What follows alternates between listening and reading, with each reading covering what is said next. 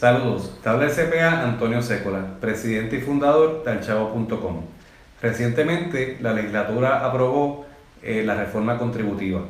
Algunos de los cambios que incorpora esta reforma contributiva tiene que ver con la retención en el origen de los pagos a los servicios profesionales efectuados en Puerto Rico. Estos cambios son efectivos en enero 1 del 2019. Por lo tanto, cada comerciante debe empezar a hacer sus ajustes en el sistema para incorporar los mismos. Uno de los cambios más significativos es que la retención que antes se hacía en el origen a los pagos que se hicieran en exceso de $1,500 en un mismo año, ahora esa cantidad exenta bajó o se disminuyó a $500. Por lo tanto, cualquier pago que usted haga por servicios profesionales en exceso de $500 va a estar sujeto a la retención en el origen. Otro cambio es que antes la retención que se hacía en esos pagos era de 7%. Ahora la retención es de un 10%, o sea que aumentó de un 7% a un 10% en los pagos que sean en exceso por servicios profesionales sobre $500 en un mismo año natural. También estas informativas que se conocen como las 480 ahora se extienden a otros servicios. Eso no quiere decir que se le tenga que hacer retención cuando se paga esos otros servicios, pero sí se tienen que informar a fin de año.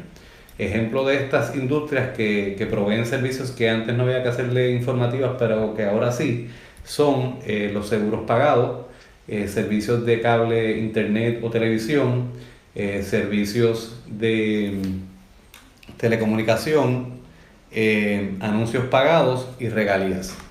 Estos cambios son efectivos en enero 1 del 2019, por lo tanto tenemos que tenerlos bien presentes.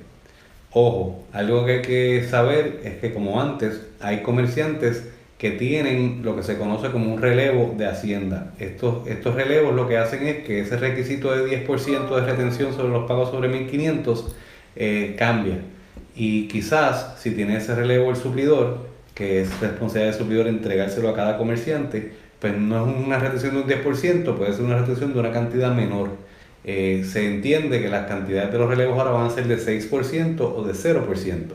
Si tiene un relevo, pues entonces cuando haga pagos en exceso de $500, pues le retiene un 6% o un 0% si tiene el documento en mano. Es importante que cada comerciante tenga ese documento en mano, ese relevo, porque el documento tiene un número de control, el cual hay que incluirlo en la forma que se prepara a fin de año para que no tenga ningún problema en Hacienda.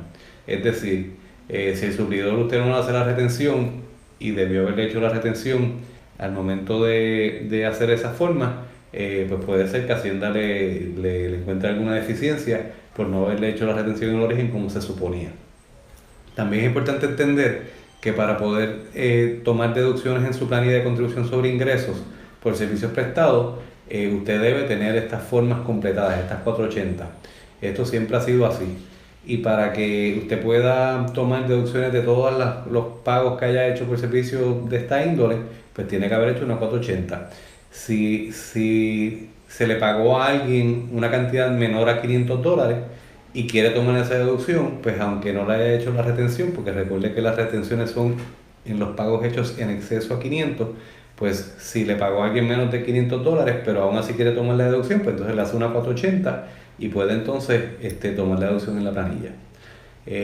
Recomendación, como siempre, debe ser que cuando creen sus suplidores en el sistema, ya sea en el nuestro o en cualquier otro, capturen toda la información de estos suplidores, ¿verdad? El seguro social patronal, la dirección, etcétera, porque al final esa es la información que va a necesitar para hacer esa forma y a fin de año poder reportar la Hacienda y poder entonces cumplir con los requisitos de Hacienda.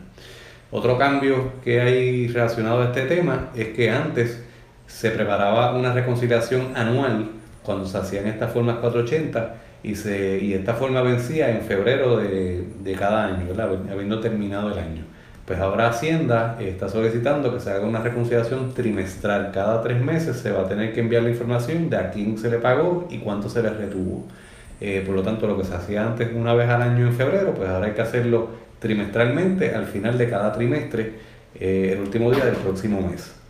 Las instrucciones específicas de cómo y qué es lo que hay que reportar pues no están claras en estos momentos. Estaremos esperando los reglamentos y cuando salgan pues así los comunicaremos para estar todos pendientes y poder cumplir. Gracias y que tengan buen día.